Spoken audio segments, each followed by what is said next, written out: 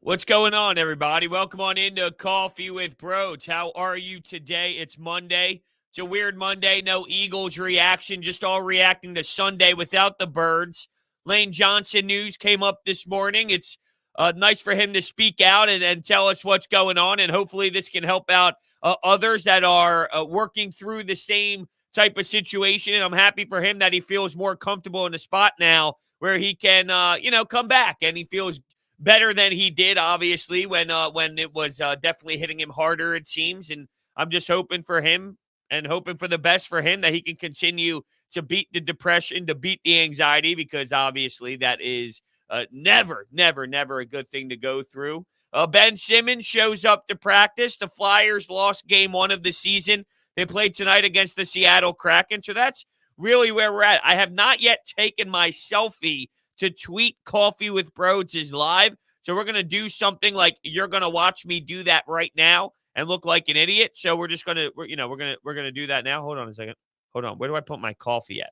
Maybe we can do something. What is this? What is stuck to the bottom of my coffee mug?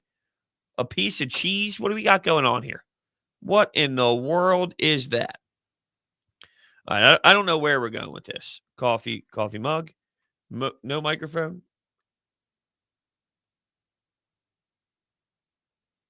How's that? How's that look? If you want a little, yeah, we'll take it. Yeah, we'll do something like that. That's cool. We'll rock with it.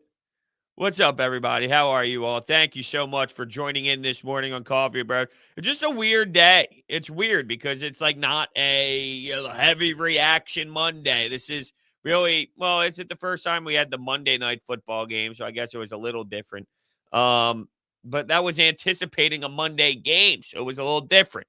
Here we are. So I don't know. A lot happened yesterday in the NFL. Cowboys game was crazy. Mac Jones throwing the pick 6, but then responding with the ballsy throw that ends up getting taken to the house for a touchdown for themselves to take the lead. But then Dallas comes back, and Dak Prescott, Kellen Moore, they're able to do it in overtime with CeeDee Lamb. So that happened. The Ravens just smacked the Chargers in the mouth.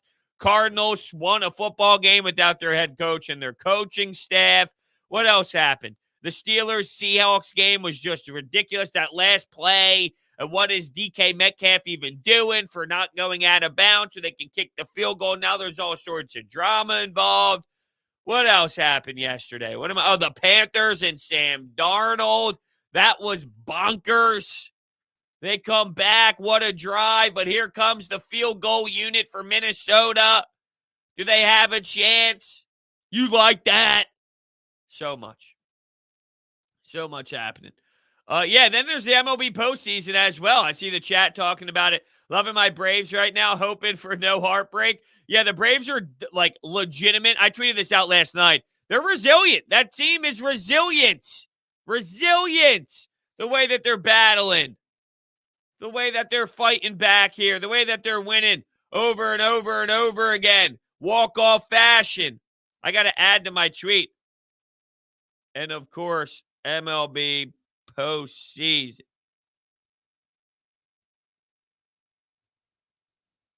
I had to throw that in there, of course. They're just, you know what? There's a lot of time for this Dodgers team to bounce back. Being down 2-0 in the 7-game series, obviously, it's not ideal, but there is still time for them to crawl back and fight back, and they go to L.A. They'll play some home games, but they let games slip for sure. Max Scherzer, was his arm tired? Was his arm not tired? Well, I mean, it clearly was. And, well, I mean, when that's stated, yeah, it clearly was. But, you start winning these games that you shouldn't, and it puts you in a great position when you fly to the next city to play the other games. Cheers, by the way, everybody. My coffee machine's been a little wonky lately. Yesterday, it burned for the first time ever. I didn't do anything different. I haven't tried anything new. Like, it's your basic standard black fall Starbucks coffee, the fall blended I've been addicted to drinking basically every day.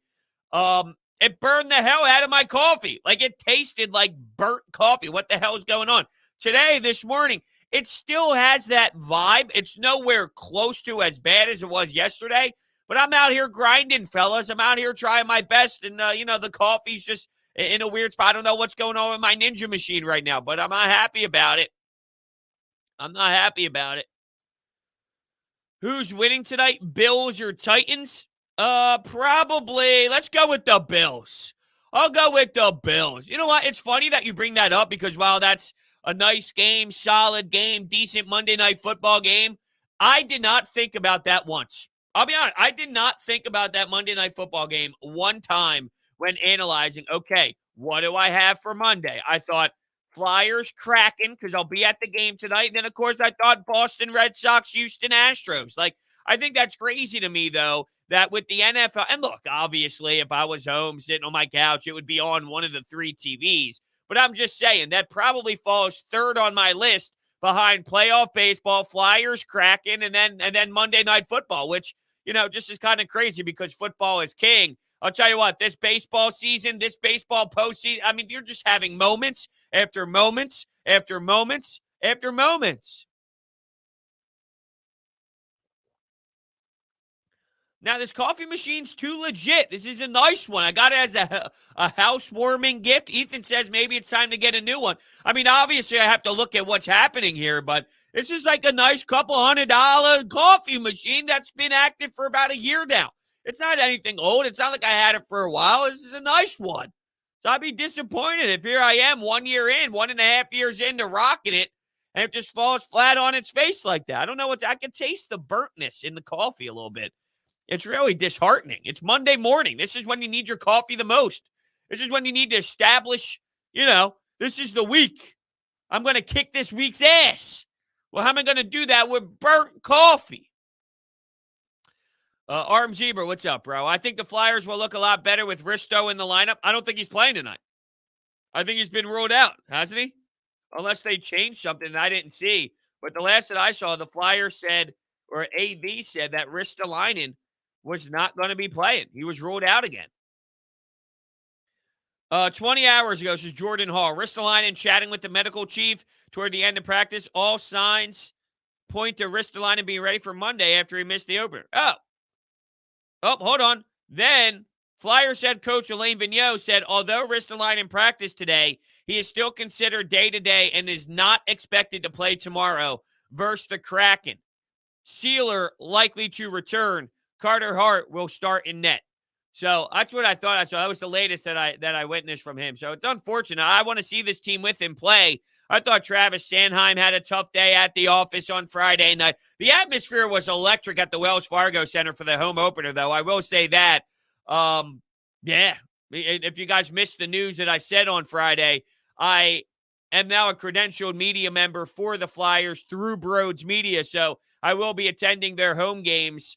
And it just sucks. And you don't have to go to all of them. And on Wednesday, they play the Bruins at home, but it's the same time the Sixers have their opening day or their season opener as well. So there's going to be a conflict there. But yeah, I mean, it was an amazing atmosphere. You could tell from up top when everybody jumped up for Claude Giroux's goal. I mean, that place went nuts. I couldn't even hear myself think.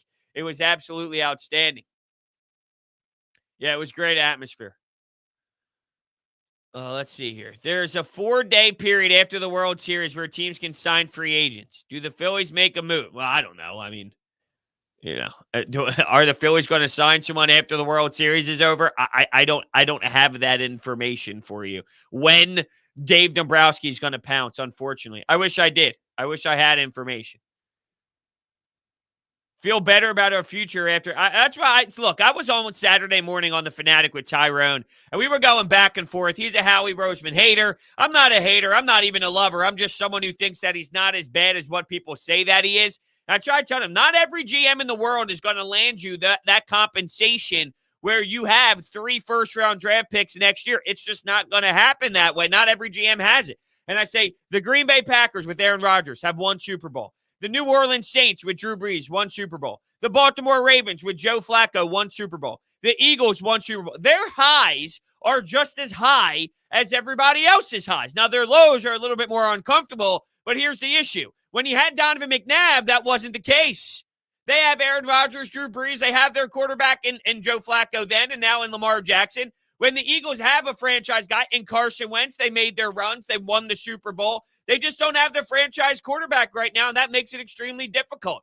They are set up with money coming off the books next year in Carson Wentz and all these draft picks. They're not set up. Oh, the Washington football team, their defense is going to be elite forever. Well, not really. They stink. The New York Giants last year, wow, they have a good defense. Well, not really. They stink this year. My point is, it's such a year-to-year league that it's not as much of a process of a turnaround. Now, there's a little bit more involved here because there is a reshaping and a retooling of the older guys getting younger, and the coaching staff is horrendous, but that's more of a Jeffrey Lurie issue than it is a general manager issue. Jeffrey Lurie is the one that gets to really solidify that selection and move forward with whoever he wants to. But that's where I'm at, where it's not as bad as people think it is, but, it's just they hate the man, and they act as if he's never done anything right ever. And that's not true. He might be fired, and that's okay. Sometimes great things come to an end. At some point, getting fired, if this continues, I'm okay with that. I'm not crying if Howie Roseman gets fired. I'm not disgusted and throwing up if Howie Roseman gets fired, blaming Jeffrey Lurie for not knowing what he's doing. I'm not saying that would be my reaction, but all I'm saying is there's a reason why people around the league always vote Howie Roseman as a top GM in this league. People just don't like him because they point out the negatives and they don't point out the positives. And they also expect whoever comes in to have zero flaws. Guess what? All these GMs around the league have flaws. All the best ones. LA Rams, salary cap issues because they just trade all their picks and they spend money and they spend cash. Drew Brees and the Saints. Mickey Loomis. Won Super Bowl with Drew Brees. You could say that that's probably underwhelming. How about them Cowboys, says Anthony? How about them? I mean, I didn't see anything different from what I've seen in, this season. Like, I thought they were a good football team. They're a good football team. They beat a New England Patriots team on the road. While it was nice the way it happened, the Patriots are not that good, right? So it's not as if they had this elite comeback against the Green Bay Packers on the road in Lambeau Field. It's a nice comeback, though. I'm not going to downplay it and act as if it's nothing. It was solid. You punch them in the mouth, they punch you back in the mouth, and then you respond in overtime with CeeDee Lamb and Dak Prescott. And while watching that game, I just think about where Dak Prescott was a handful of years ago and where he is now, and you can just see the growth and the development and the confidence and the understanding of the game at an NFL level. He's legit. He's a dog. But, I didn't watch that game, and my takeaway was, wow, now I feel any differently about the Cowboys than I did prior to this game going down, if that makes sense. I knew they were a good team. I thought they could win that game, and then they showed why their offense is very explosive and very solid with their production with Kellen Moore. It was nothing that really blew my mind, and I walk away going, damn, this Cowboys team is different. I thought they kind of were. I thought they kind of were that. They were a good team that could beat a Mac Jones-led squad. That's kind of how I saw it. What's up, BJ? What's going on? Is Ben going to suit up this week? Honestly, my gut feel tells me no, not on Wednesday. The way that Doc Rivers, I almost said Elaine Vigneault, that would be interesting to watch AV coach the Sixers. But the way Doc Rivers talked about the conditioning factor, what they're doing is it seems so that they're maneuvering around the nonsense of not playing him. They're just trying not to play him as much as possible. So they'll use the excuse of he just doesn't look right now. He's got to get back into the swing of things. While behind the scenes, maybe they're doing their best due diligence to get him out of town before even having to have him on the floor. But at the same time, if that trade offer is not there, I don't anticipate Daryl Morey just saying, fine, let's just move him at this point. They played it this far. And I will admit this, everyone's saying the Sixers won because Ben Simmons showed up. The Sixers did not win yet, okay? They're on trajectory to win, but they did not win yet because he's still here, and you have to go through this every day, and Tobias Harris has to get asked questions, and Doc Rivers and Danny Green. And before anybody claims that that's a media problem, you just don't understand what the job is of the media. It's not the media's fault, because Tobias Harris made a joke saying that, why don't you talk about my knee, or why don't you ask about my knee? Why has it got to be about Ben? And then there's morons on Twitter who say, I can't believe the media just keeps asking this. Now, that's their job, okay? This is one of the most ridiculous, historically pathetic issues we've ever seen, where Ben Simmons is now talking about not wanting to play in Game 7 and COVID issues with the masseuse and trying to see if he tested positive or negative. I mean, this is so damn bizarre.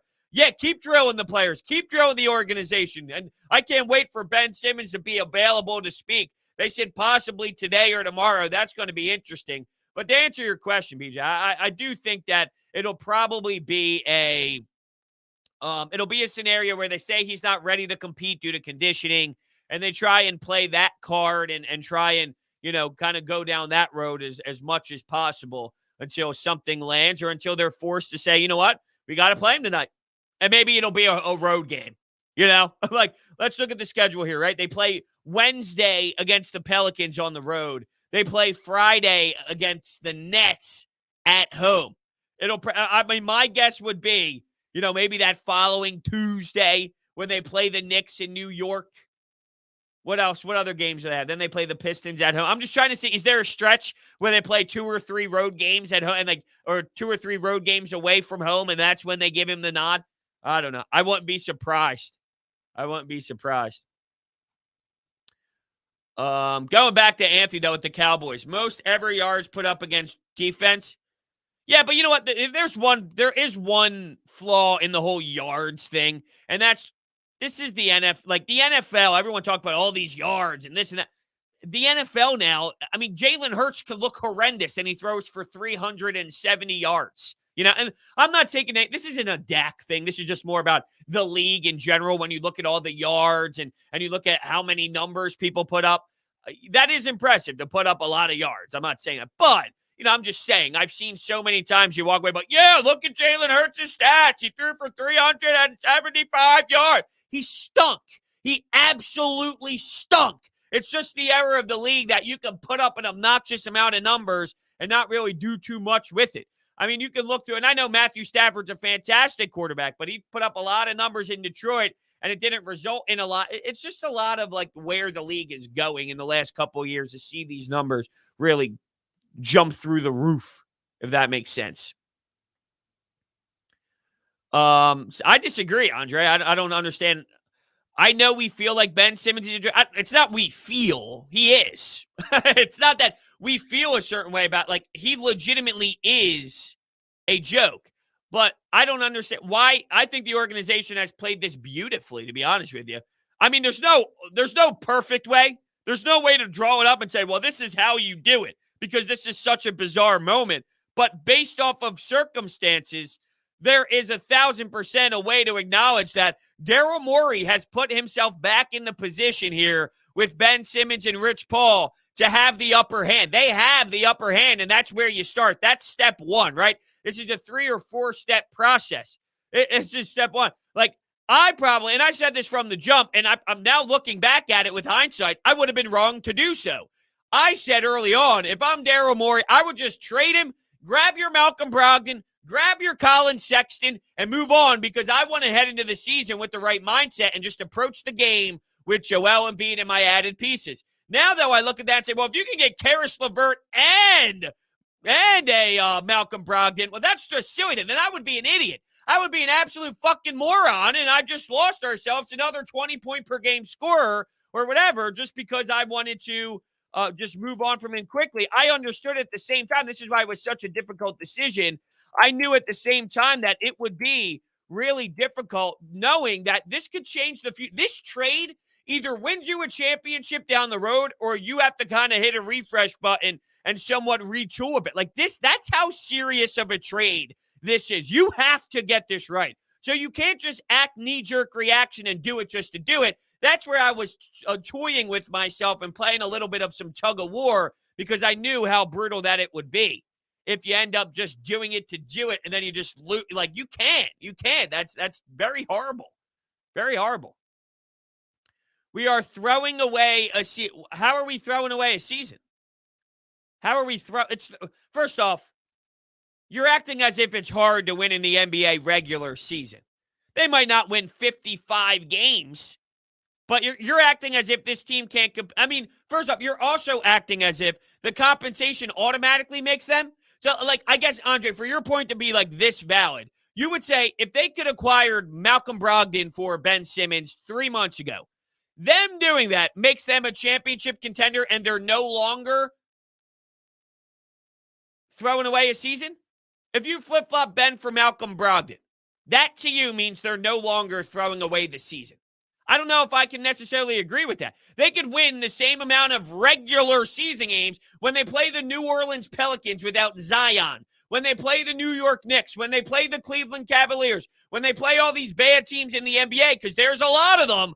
They could win that game with or without Malcolm Brogdon if that was a Tyrese Maxey instead. Right now, they're battling some issues with Shake Milton and all. And I'm not telling you that Tyrese Maxey's already giving you Malcolm Brogdon level production, because that's not true. But when you say that, they're throwing the season away, if I'm just hypothetically flopping Ben Simmons for Colin Sexton that they would have traded for earlier in this offseason if you were the general manager, how does that automatically now mean that they're not throwing the season away?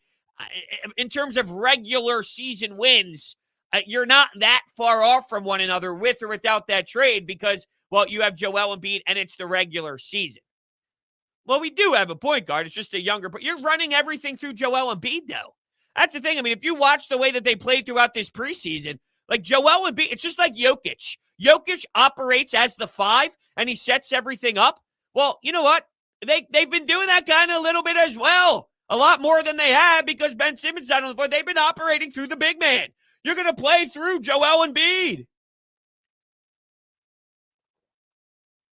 What are we trying to get out of this Ben Simmons saga? We're trying to get the best compensation back in return. Ben has already traded his ruin. No, he didn't. He didn't ruin his trade value to get nothing. No, see, we already talked about if 3 months ago you could have just got Malcolm Brogdon, and now it's possible that you can get Malcolm Brogdon and Karis LeVert, you literally just doubled what you got. I mean, that's a massive, and I mean massive difference to get Karis LeVert, who could be a 20-point-per-game scorer, and a Malcolm Brogdon. Now, I don't know if that's exactly what you're going to get, but I'm just saying you could see the difference in what you can acquire when you play this waiting game and have the leverage. And there's, according to Ramona Shelburne's report that happened at the end of last week, I believe that was Friday when there was the Zach Ertz news, the Nick Sirianni horrendous press conference, and then that kind of slid under the radar a little bit, that story by Ramona Shelburne about the Game 7 nonsense. But there's still about 10 teams involved. There's teams involved, trust me. There's teams involved. I'm not saying Embiid's an elite passer. I'm talking to you about playing without Ben Simmons in regular season action. I think you're overvaluing the regular season action, in my opinion. That's all. That's how I see it. What's up, Drew? What's happening? $2 donation. Drew gets 2 points tonight, and Flyers will win 4-2. I hope so. I'll be down at the barn tonight. I hope they get that victory. They can start out 1-0-1. It was a great comeback win. I didn't like what I saw in that second period, though, against the Vancouver Canucks. They fell apart big time. They were taking stupid penalties, too many men on the ice, Provorov flipping the puck over the glass, so they need to clean up the area. But G was monstrous late. That first slot, well, Travis Konechny scored on the power play right before that in the slot. Giroux telling Couturier to bank it off the back wall there to score high on Thatcher Demko was amazing. I hope you're right, Giroux. Thank you so much for the $2 donation. I really appreciate that. I love LeVert and Brogdon. I feel like they both fit awesome. Yeah, I mean, you got to think about Karis LeVert returning from what they figured out when they had the trade before. So, I don't know. Is he going to come back and automatically be that player after what they found medically? Maybe not, but even if he's 15 point per game, 14 point per game, there's value in what he brings to the table. And then with Malcolm Brogdon, I kind of like both of those. That would be an area that I would target. Maybe if you're looking at the Cleveland Cavaliers, is there a possibility that you can pry away a Garland instead of a Colin Sexton? It seemed like maybe that was more on the table than before. Just something to think about. Something to think about. I'll give you something else to think about. That's WinView. Okay, are you tired of getting fleeced by the house? Are you tired of spending time researching players and teams only to end up short? Welcome to WinView. WinView is the only app where skill elevates you over the competition and into the money. Forget about spreads, salary caps, over-unders. All you need to do is answer questions about the game that you love. Listen to these two promos right now. There's an MLB Progressive Jackpot for all you baseball fans out there. The perfect Progressive Jackpot starts at $5,000 and builds after every MLB postseason game.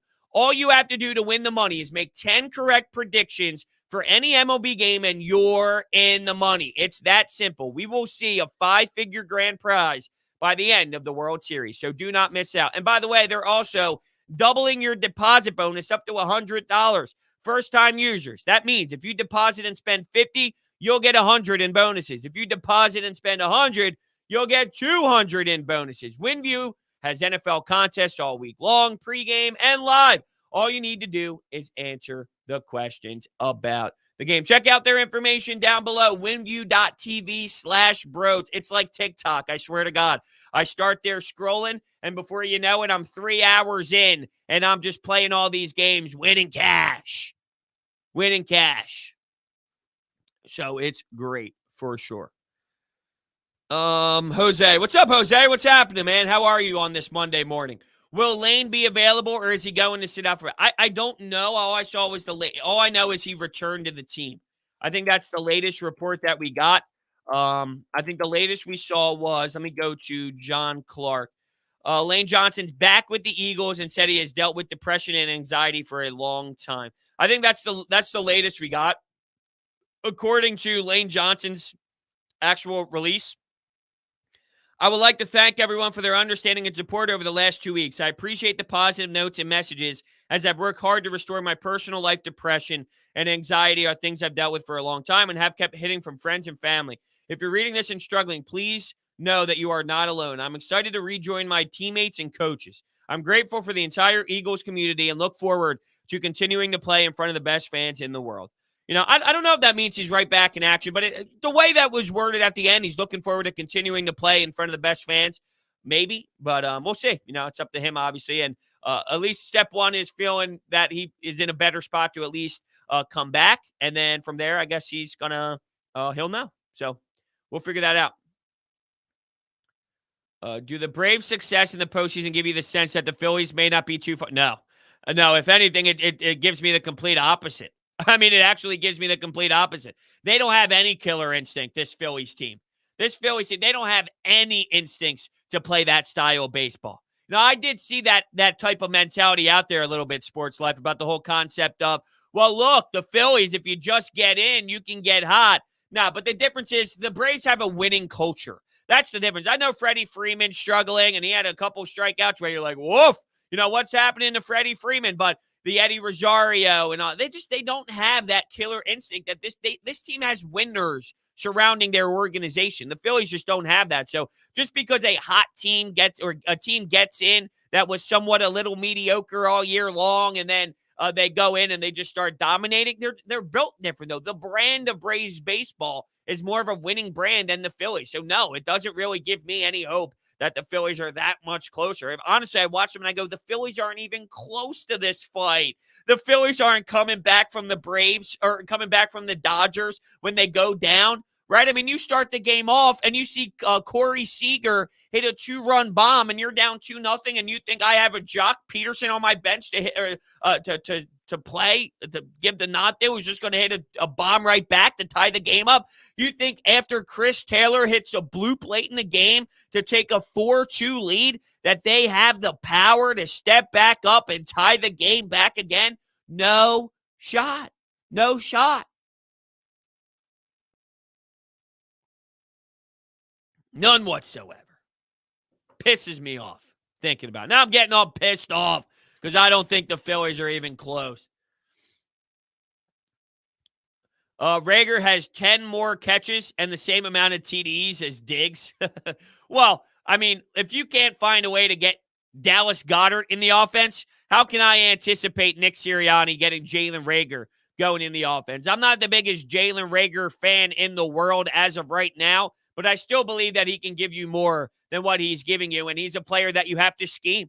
I mean, it's just reality of the situation. He's a wide receiver that you have to actively get. And that doesn't mean he's stinking. Don't say, well, that means he's terrible and he's absolutely pathetic. No, there's a lot of wide receivers that are 3,000% better in time and space, that are way more active where the coach schemes them wide open. Like, I mean, I'm watching Dak Prescott, right? Play action, roll to his left, wide open tight end with about 7, 8, 9 yards of wide open turf in front of him. Just a little dump. Like, those are the plays where if Jalen Hurts could be under center, they can actually run the ball, play action, and then they can get Jalen Reagor wide open with about 5, 6, 7, 8 yards ahead of him, allow him to work in space, scheme him open. I mean, that you can get a lot out. He could fly once he gets going. The number stated. There was a punt return or a kickoff return, I forget what it was, where he was one of the fastest players running so far this season through 6 weeks in the entire league. He does have it. It's not your traditional go beat this DB one-on-one. He doesn't have the ability to really do that right now. And you can see that there's a lot of wide receivers with this young staff that's not able to just go win every matchup one-on-one. And that makes a lot of sense because they're so raw. And that's why Nick Sirianni was supposed to come in here and actually help them compete and help them do that. But he's actually putting more pressure on these guys because you're telling the quarterback, you're like, hey, this is what we're going to do. Snapping the ball and not dropping them back because they're in shotgun, but having them pass 9 billion times. It's a very flawed mindset. It really is. It's frustrating. Oh, we got Anthony with a $7 donation. What's up, Anthony? Connecting played for our OHL team here in Sarnia. Watch him snipe a Hattie's first game with us. Donation just a thanks for the great content. Let me repeat that. Donations, just a thanks for the great content. Dallas fan. Thank you so much, Anthony. I played for Sarnia. So did Anthony D'Angelo. Tony D'Angelo, he played for the Sarnia Sting for a couple of years. I grew up with him. He's from just a town over here. I'm good friends with Tony. I'm rooting for him to succeed in Carolina. He had a really nice day at the office to start his season this year, which was I'm happy for him. You know, he's been through a lot of stuff. As long as he just tones some things down and keep playing hard, he'll stick around. 2 games played, 2 assists, baby. But yeah, Sarnia Sting. I used to follow the OHL a little bit more, but I don't follow juniors as much.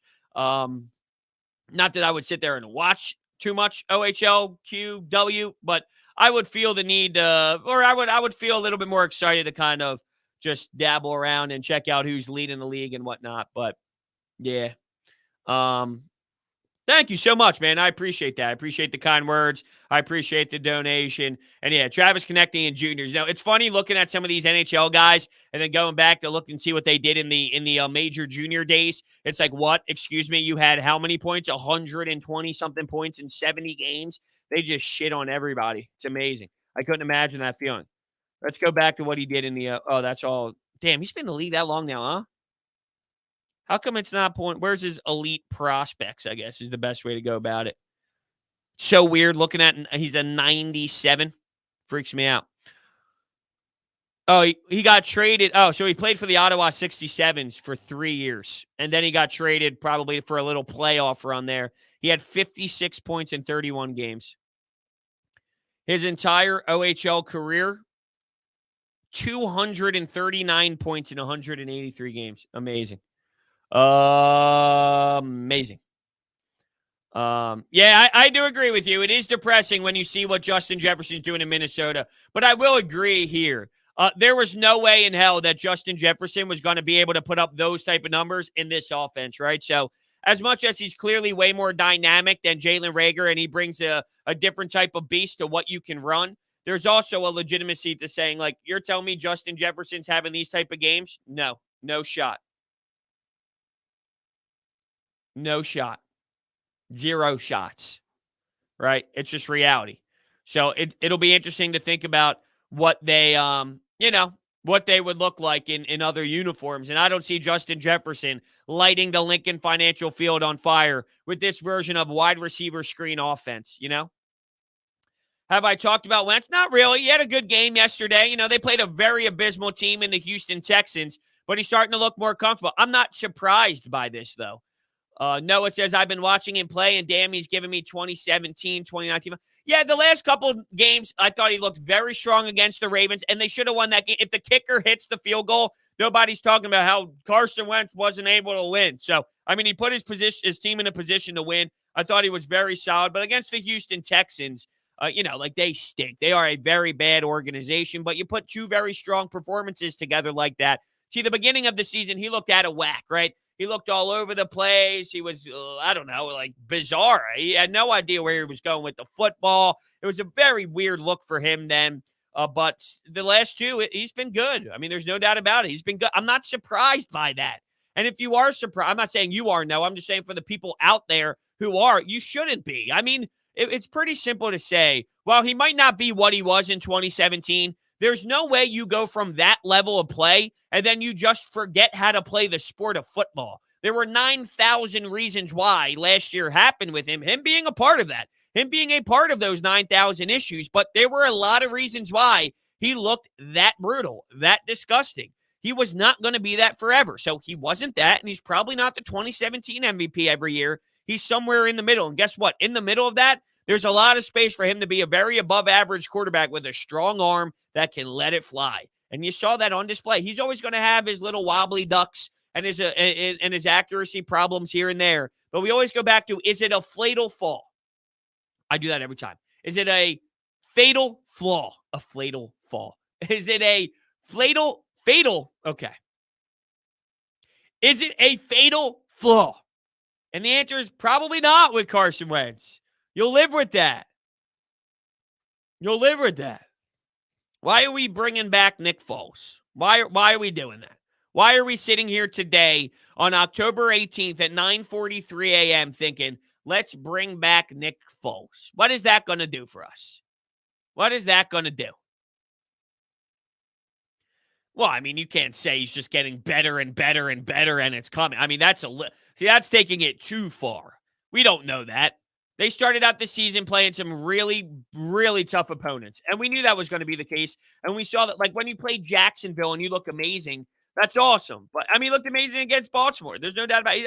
I think he's a good quarterback. But I'm just saying, like, I can't get to the level of like, oh, he's definitely going back to MVP form. I don't know if he's going to get to that level. I mean, he's had inconsistencies. That's what he did to really frustrate a lot of people, is he'd put together spurts like this where it's like, wow, there it is. And then he'll kind of fall back on his face a little bit, because if he was this consistently, we would have never had the doubts. We would have never had the issues. And I'm somebody who was on the Carson Wentz train. I was a fan of Carson Wentz. So it's not as if I just said he stung. I never turned my back on him, really. He was always someone that I supported throughout here. But, yeah, I mean, it's clear to say that it wasn't always just all beautiful. I mean, there's reasons why there were some that questioned him. But you have the Jets, the Jags twice, another game against the Texans. You got the Patriots, who are not some fantastic team, and that game's in Indianapolis. So there's some games on there that they're probably going to look strong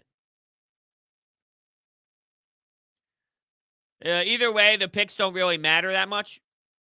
What? How does that not matter, Nick? There's a huge difference in the selection. I don't know how that doesn't matter at all. I think it insanely matters. In the NFL, if you have a first-round draft pick, even though it's not the NBA we're talking here, it's the NFL.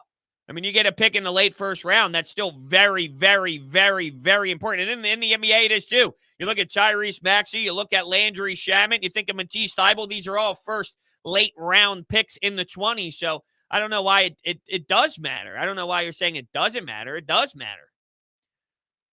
Hey, bros, what would you say the main differences between Hurts and Lamar and Kyler Murray? I mean, there's so many different things. It's just so layered, right? Because from the surface, I'd say Lamar couldn't throw in the pocket, and neither can Jalen Hurts throw in the pocket. But the difference in arm strength, you could see the difference with Lamar when he does throw it now. I mean, he just doesn't have he's got to put everything into his throws. Jalen Hurts has. I mean, just in a Jalen Hurts perspective, he's lacking in a lot of areas. Making the standard, simple NFL throws consistently, he doesn't do that well enough. He doesn't do it well enough. He's not accurate enough. I don't know if he's reading the defense well enough. He's not reading through his progressions. Is that because he can't do it? Is that because the coaching staff is putting a cap on what he can do? See, it comes to is it the chicken or the egg? What's happening first? Is the coach limiting Hurts, or is Hurts so limited that the coach has to do this because this is the best alternative? But if your idea about this year is figure out what you have to take the trading wheels off. and say, we might lose games and it might be ugly, but we're going to traditionally play Jalen Hurts under center. We'll try and utilize play action. We'll run the ball more, and then all the fans will see what the problem really is. I'd at least rather find out the information and lose that way than try and wonder, is it the chicken or the egg? We need to figure out what it is. That's what this season was all about, learning on the job. Right now, we feel we don't have the quarterback, and we feel we don't have the head coach. We need to figure out, do we at least have the head coach? And the reason why we are looking this way is because we don't have the quarterback. And the only way to find that out is to change what you're doing offensively, to throw him in the fire here, basically, and see, okay, can he hang with a traditional offense? You know, I'm watching yesterday where here's a quarterback under center, and it's your standard traditional handoff and plow through your tackles. Oh, wait a second. You can do that? Plow through your guards? I never knew that was actually something that was possible. It's crazy. What's up, Donnell? What's happening? I think we need to figure it out with Nick and Hurts because these draft picks can change our franchise. Yeah, but you might not be able to figure it out. You might not be able to figure it out because they might just flat out stink. You know, the fact that Nick Sirianni's game plan this week or every week is really deflating. It really makes me feel that he has no idea what he's doing. But then it goes back to, is he running this because Jalen Hurts is the quarterback? And if that's the case, you have to take the training wheels off, throw a conventional look around where it's your basic standard quarterback and let him fail. So we need to know, is it you, Nick, or is it the quarterback, Nick, or is it both? You have to change something up so we can then recognize which one it is, because this season is all about learning. But we can't just say, like, we got to figure it out with them. You might not be able to because they might not be good enough. And that's the issue. We might not be able to. Unfortunately, I wish it was that easy. I wish it could be that simple. Screw it. Just figure it out. I mean, that would be lovely. Be lovely. Yeah, I agree, BJ. The NBA does matter. I mean, obviously, it's not your 1, 2s, and 3s and whatnot, but the way that the Sixers have drafted over the last handful of years in that late 20, you know, it's crazy. The fact that Tyrese Maxey dropped that far is pretty damn insane. But if I remember correctly, was that the draft after COVID? Did they not play that March Madness tournament? I wonder if March Madness came around and that season was weird. Like Duke was bad. UNC was bad. I forget where Kentucky was, but a lot of the powerhouses had a weird, awkward season that year. But if they didn't play March Madness, what's the difference if March Madness did happen and Tyrese Maxey balls out a bit? He might not bring the team to the promised land, but let's say they make the Sweet 16 and he has a couple nights where he scores 20 points. Does he fall to late 20s? Does he go more in those teens? You know, how does that impact where some of these players were drafted kind of thing? I think it's very possible. By the way, I'll tell you another thing about impact. BetQL. Oh, yeah? It impacts my wallet. That's for damn sure. Do you want to get an advantage over your sportsbook? Download BetQL, the only app you'll need to make smart bets. Their best bet computer model scans over 350,000 unique bets per year to give you the best bet recommendation for every game across all major sports. Their model covers everything: spreads, over-unders, player prop bets. There's sharp data so you can see who the professionals are backing. It literally breaks it up. This is the public bet. This is the professional money. Line movement so you can jump on betting opportunities in real time. There's team summaries highlighting previous success against spreads and over-under as well. Team lineup, breaking news, and injury status updates. So head to the App Store or Google Play Store right now. Download BetQL. Enter the discount code BROADS at payment checkout for 25% off any of their subscription offerings. You can check out their information down below in the description. That's because that's what I do. Albert, where you at here? That's because that's what I do. I bloody yell. Okay? That's the name of the game. That's how this works. Do I think Ben Simmons plays Wednesday night? I don't. I think that they're going to play this up just to buy themselves some more time to figure everything out. They're probably chalk this one up to he's not ready to compete. He's not ready yet physically. His conditioning level is not there. I believe that's probably where they will kind of angle this for at least game one. But it really brings it up to, okay, what do they do game 2 on Friday night when it's at home against Brooklyn it sets themselves, unless it's just like the first 2 games type of thing. I don't know. I would be shocked if the first game they play him is at the Wells Fargo Center. Unless, because they did say he's going to be available in the next couple of days, does he speak to the media and somewhat have a public apology? I don't anticipate that being real, but I'm just saying, is it possible? Because I said this a couple of days ago. If I'm Ben Simmons, knowing that this would never happen, first off, I would never be in this position to begin with. But if I did get myself in this predicament, I would hold a media press conference myself, not through the team, not through me, Ben Simmons. And I would say, I'm very disappointed in myself. I self-assessed over the last handful of weeks. I looked myself in the mirror, and I'm very unhappy with who I became with. If I could do this again, I would 3,000% go in another direction. This is a huge learning moment for me as a person, as a professional, as an athlete. I will never, ever, ever conduct myself in this way again. I'm just really extremely disappointed. I want to put it behind me. I want to apologize to my teammates and my coaching staff for putting me in this for putting them in this situation. I'm extremely disappointed for putting the city in this situation as well.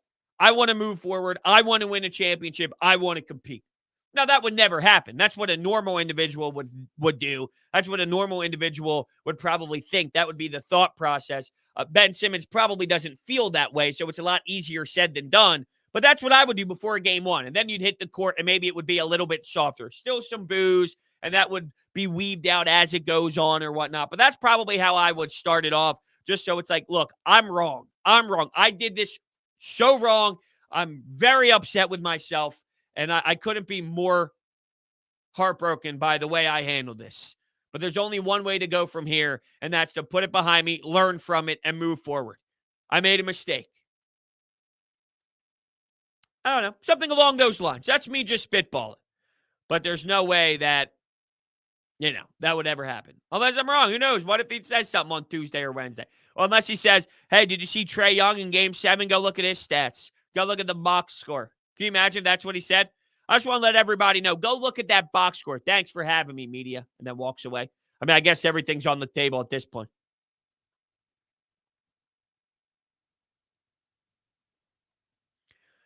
No.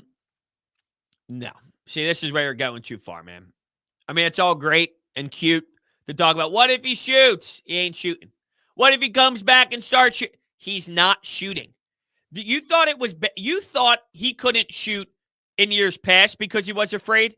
And yet, after all this toxic nonsense, after all this drama tied to his name, he's just randomly going to step up to the three-point line and start shooting nonstop? I mean, the pressure has just gone from 40% to 140% in one offseason. It's only intensified by how much? And now all of a sudden he's going to walk up and start shooting shots? There's just no way. I mean, there must have been something insanely that switched in his brain if that's how this goes. But I just don't see it ever. Like, no, it would be foolish. There is zero details for us to think that's what's going to happen here. If anything, the pressure just got way more hot. The seat got way more hot. There's more fire lit under his ass now in terms of the hot seat, that there's no way that that's now going to happen.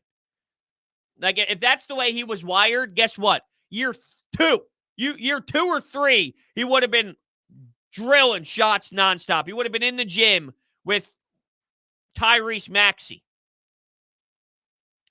Do I think the Braves have enough to win it all this year? 2 insane comeback wins against the stacked Dodgers. Yeah, look, if it's Braves, Red Sox, absolutely. If it's Braves, yeah, I mean, to answer your question, yes.